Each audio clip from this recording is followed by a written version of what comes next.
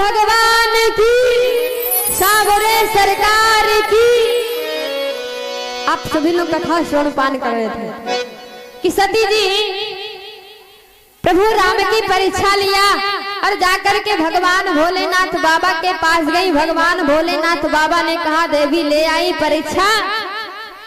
सती गलती पे गलती करती जा रही है। भगवान भोलेनाथ बाबा ने कहा ले आई परीक्षा, लेकिन सती मैया झूठ बोल जाती कि मैंने कोई परीक्षा वरीक्षा नहीं लिया, मैंने प्रणाम किया और चली आई। कि कछु न परीक्षा लेने गोसाई, कि न प्रणाम तुम्हारे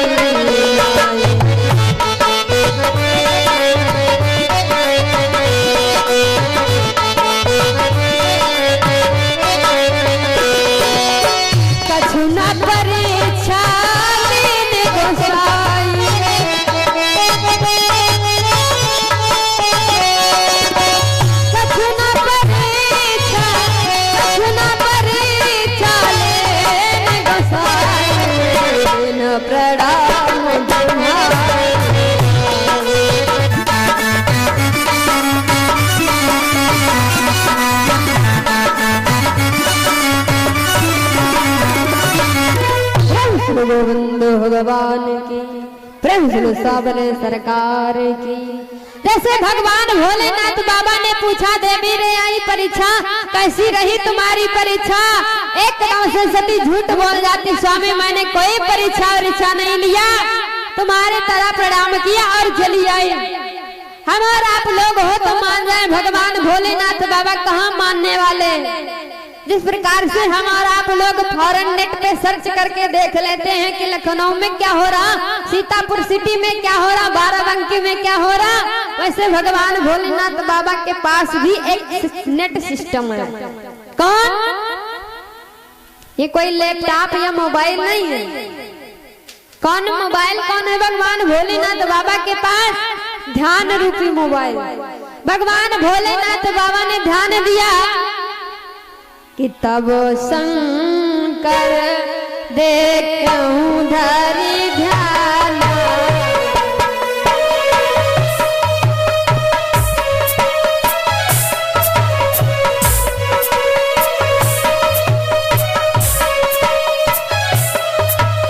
तब शंकर देखूं धरि ध्यान,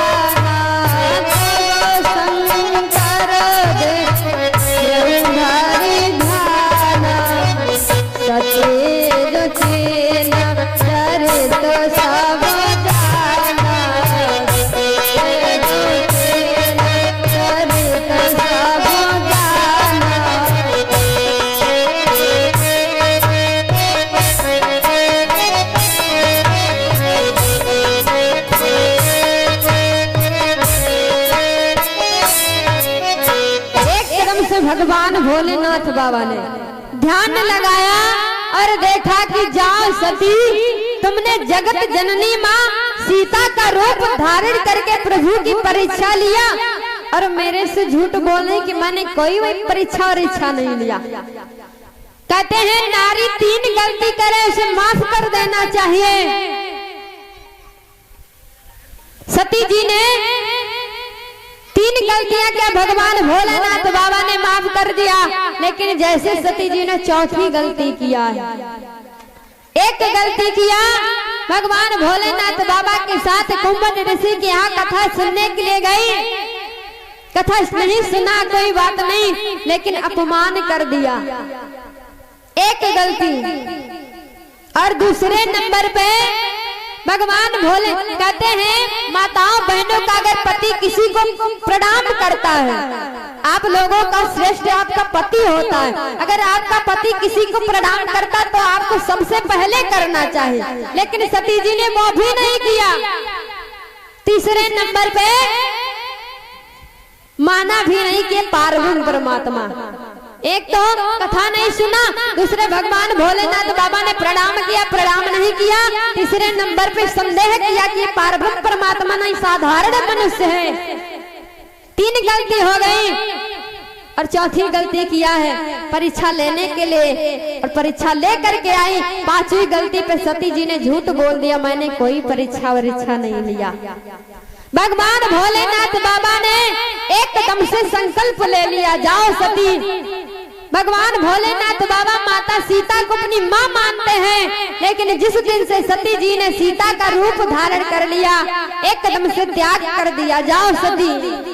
किया तन सती भेंट महिला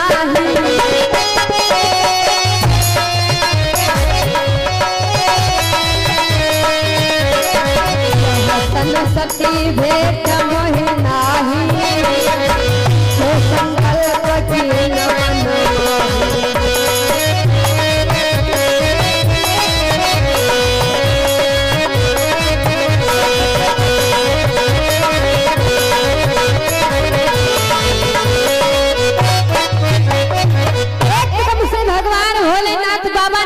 कर लिया, तुमने जगत जननी माँ जगदम्बा का रूप धारण किया है, तो जाओ कि अब जो करो सती संग प्रीति मिटाई भगति और होई अनीति।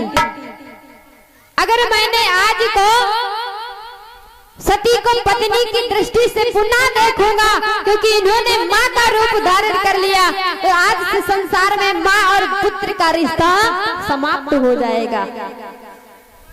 भक्ति के मार्ग पे ये अनीति हो जाएगी। तो भगवान भोलेनाथ बाबा ने संकल्प ले लिया, जाओ सती, आज से हमारा तुम्हारा पति पत्नी का रिश्ता नहीं है। त्याग कर दिया भगवान भोलेनाथ बाबा। एकदम से कैलाश पर्वत के लिए चल देते हैं। अनेकों इतिहास, अनेकों पुराणों का वर्णन करने लगे क्रोध में भगवान भोलेनाथ बाबा। सती जी पीछे पीछे जा रही, दौड़ते दौड़ते। जैसे भगवान भोलेनाथ बाबा ने प्रण किया ना, तो सारे देवता बड़ा प्रसन्न हुए, आकाश मार्ग से पुष्पों की वर्षा करने लगे। धन्य है भगवान भोलेनाथ बाबा। भगवान भोलेनाथ बाबा जैसा प्रण कोई देवता नहीं ले सकता। क्यों? क्योंकि आजकल माताएं बहनें 3 नहीं बल्कि 3000 गलतियां कर डाले, फिर भी दादा लोग माफ कर देते, कोई सजा नहीं देते। लेकिन भगवान भोलेनाथ बाबा ने तो त्याग ही कर दिया पत्नी का। ऐसा कोई व्यक्ति होगा, कहते माँ पुत्र का रिश्ता समाप्त हो जाता है। एक बेटा अपनी माँ को नहीं मानता है, एक बेटा अपने भाई को छोड़ देता है, किसके कारण? सिर्फ नारी के कारण। लेकिन भगवान भोलेनाथ बाबा धन्य है जो आज सती का त्याग कर दिया। तो देवता पुष्पों की वर्षा करने लगे।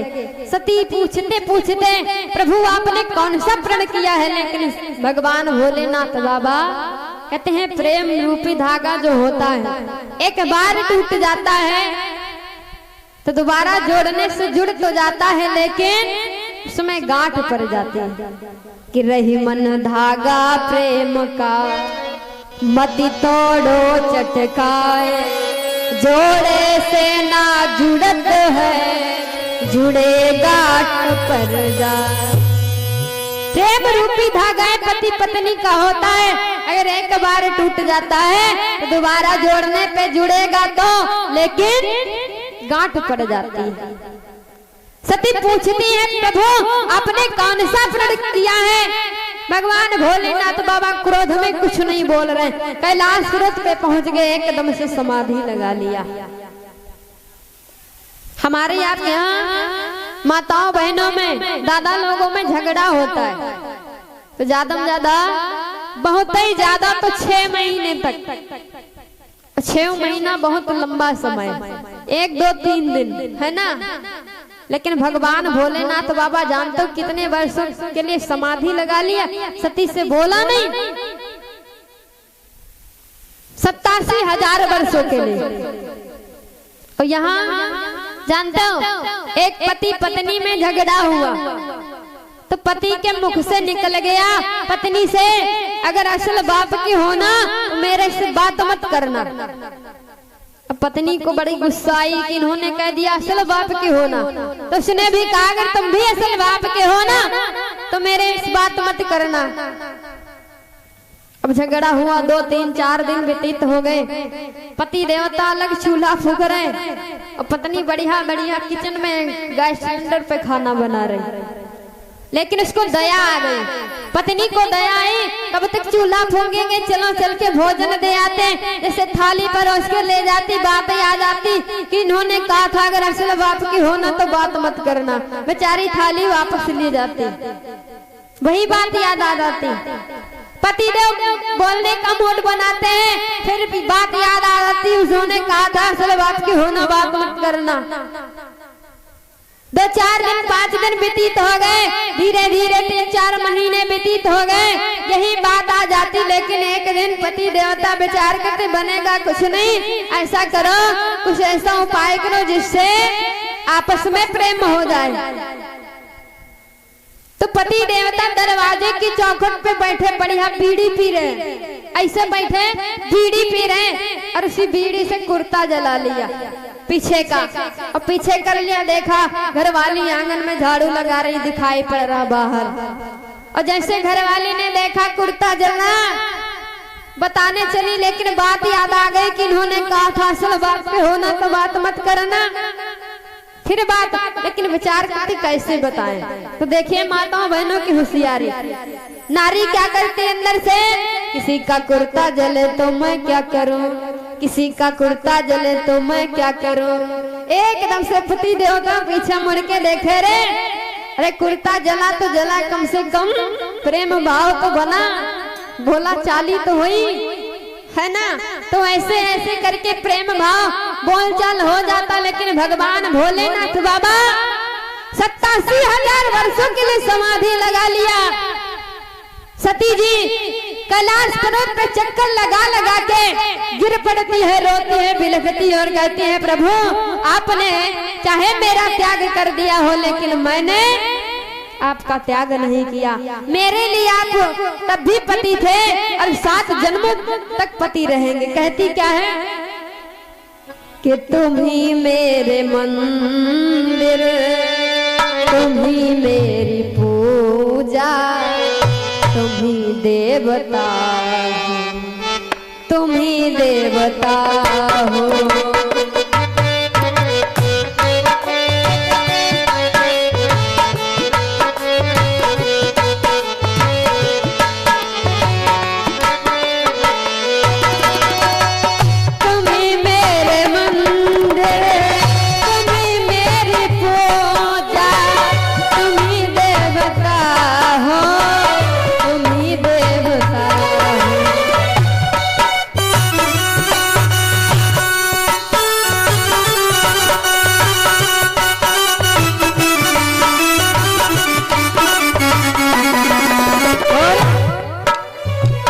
सती जी क्या,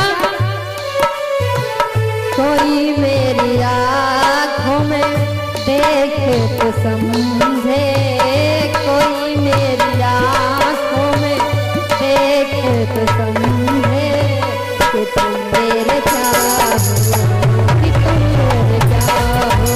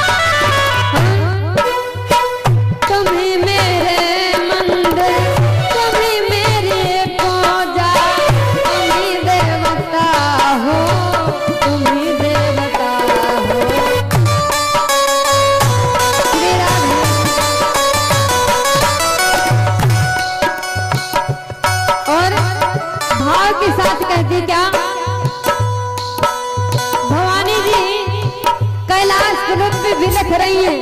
भगवान भोलेनाथ बाबा से निवेदन करती, लेकिन भगवान भोलेनाथ बाबा बहुत दिन बीते चलो मैं सुला दो, पवन छेड़ सरगम की लोरी सुना दो।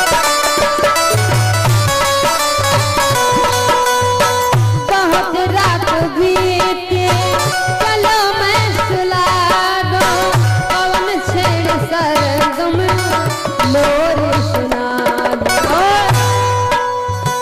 मैं हूँ एक छोटी सी माटी की गुड़िया, मैं हूँ एक छोटी सी माटी की गुड़िया, तुम्हें जीवो मेरे तुम्हें यातना हो।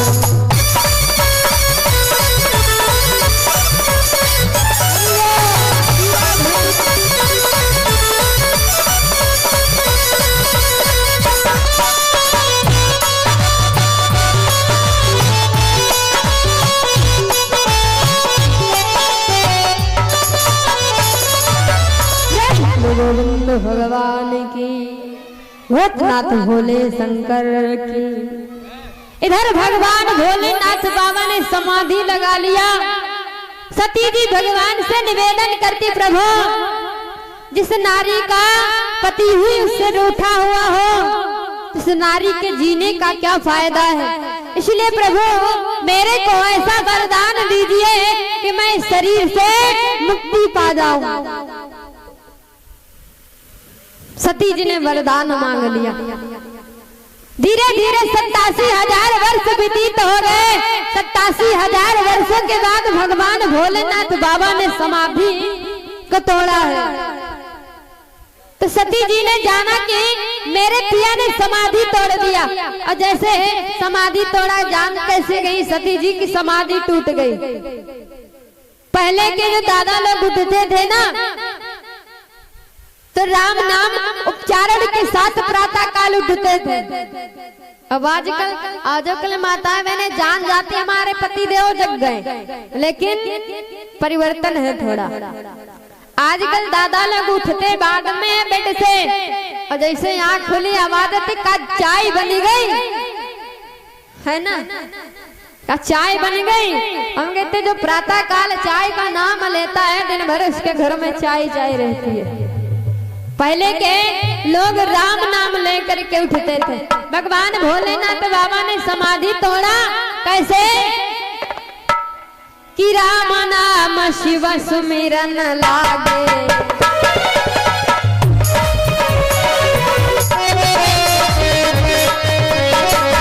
राम नाम शिव सुमिरन लागे, जान सत्य जगत पति जागे।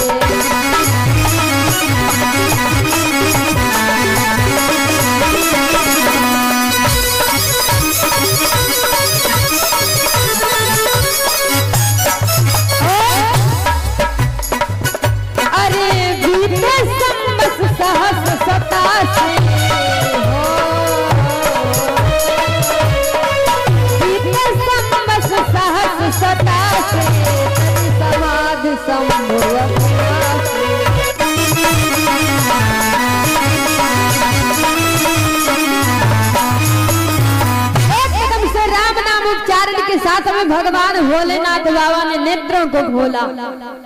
जैसे सती जी ने देखा मेरे स्वामी ने समाधि को तोड़ दिया, एकदम से सती जी जाती है, जाई सम्मुपद बंधन कीना, सन्मुख शंकर आसन दे दीना। भगवान भोलेनाथ बाबा ने सामने सती जी को आसन दे दिया, और कहते हैं सामने आसन किसका होता है? माता का। पत्नी तो अर्धांगिनी होती है, बाएं भाग में पत्नी का वास होता है। सन्मुख शंकर आसन, क्योंकि मां मान लिया भगवान भोलेनाथ बाबा ने सती की, जिस दिन से सीता का रूप धारण करके गई थी। सामने आसन दे दिया। भगवान भोलेनाथ बाबा का काम एक ही है, राम कथा सुनना और राम कथा कहना।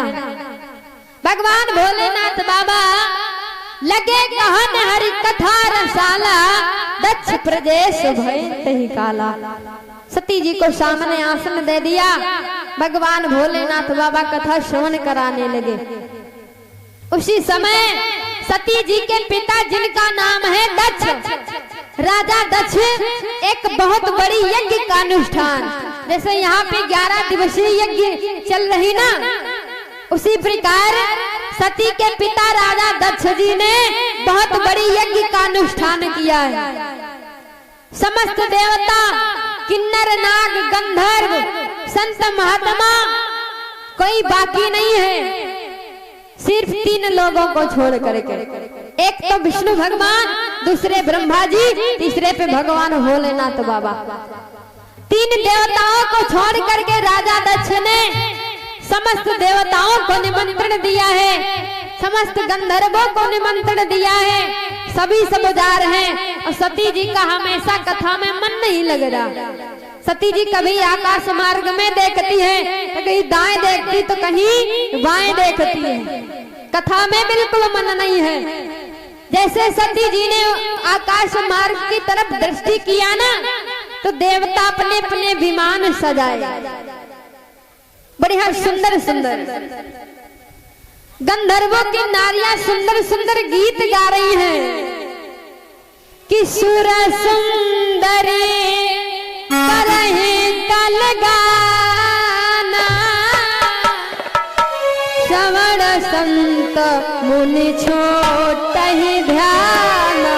राम सिया राम, सिया राम, जय जय राम, राम सिया राम, सिया राम, जय जय राम।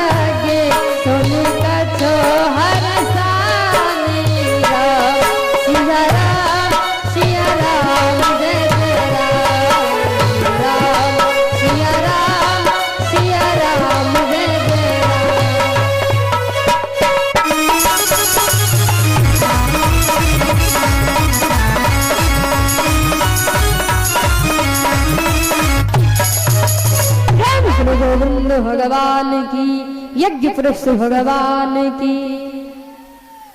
गंधर्वों की नारियां सुंदर सुंदर गीत गाते हुए जा रहे हैं, बड़े बड़े संत महात्माओं के ध्यान छूट जाते हैं। तो सती जी का तो वैसे मन नहीं लग रहा, कहीं इधर देखती कहीं उधर देखती है, आकाश मार्ग में देखा। और देवताओं बड़े हैं, देवता कम नहीं है। जैसे कि आज के प्राणी है ना, किसी किसी की पड़ोसी में बनती ना हो, दुश्मन दुश्मन में किसी के यहाँ एक कोई फंक्शन हो तो रिश्तेदार आएंगे ना, जिनके वहां जाएंगे, उनके जो दुश्मन होंगे उनके दरवाजे से होकर आएंगे। समस्त देवता क्या आकाश मार्ग से कोई और रास्ता नहीं था जाने का राजा दक्ष के यहाँ था, लेकिन भगवान भोलेनाथ बाबा को जलाने के लिए सब कैलाश पर्वत से होकर के अपने अपने विमान सजाए निकल रहे हैं। सती जी ने देखा स्वामी ये देवता अपने सुंदर सुंदर विमान सजा के कहाँ जा रहे हैं, सुंदर सुंदर इनकी नारियां गीत गान करते हुए कितना आनंद आता है। तब तो भगवान भोलेनाथ बाबा ने कहा, देवी तुम्हारे पिता राजा दक्ष ने एक बहुत बड़ी यज्ञ का अनुष्ठान किया है। जब सती जी ने सुना हमारे पिता के यहाँ यज्ञ, बड़ी प्रसन्न हुई। पहले प्रसन्न हुई, फिर दुख हो गया। दुख क्यों हुआ कि हमारे पिताजी के यहाँ यज्ञ और हमें खबर तक नहीं है। और कहते हैं किसी भी बहन माताओं बहनों के मायके में कुछ होता है बड़ी प्रसन्न हो जाती, 10 दिन एडवांस तैयारी में लग जाती। लेकिन वही बात सुने अगर कुछ मायके में फंक्शन है और इनको खबर ना मिले तो बहुत बड़ा दुख होता है। क्योंकि कहते हैं कि मायके की कुशल कामना का उत्साह बेटियों से पूछो, मायके की चाह क्या होती है जाई बेटियों से पूछो, जाई बेटियों से पूछो।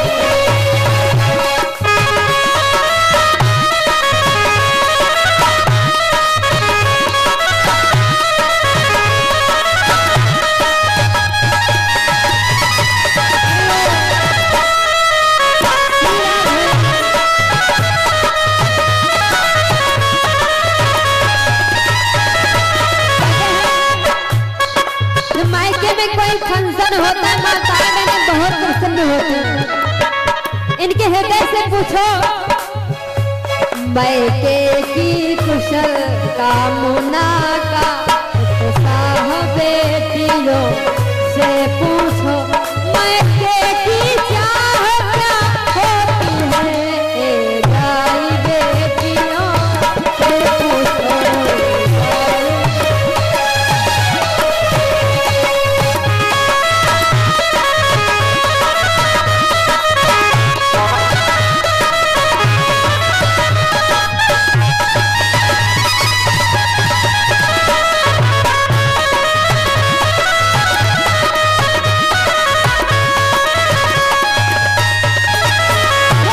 सच्चिदानंद भगवान की, कृष्ण गोविंद भगवान की।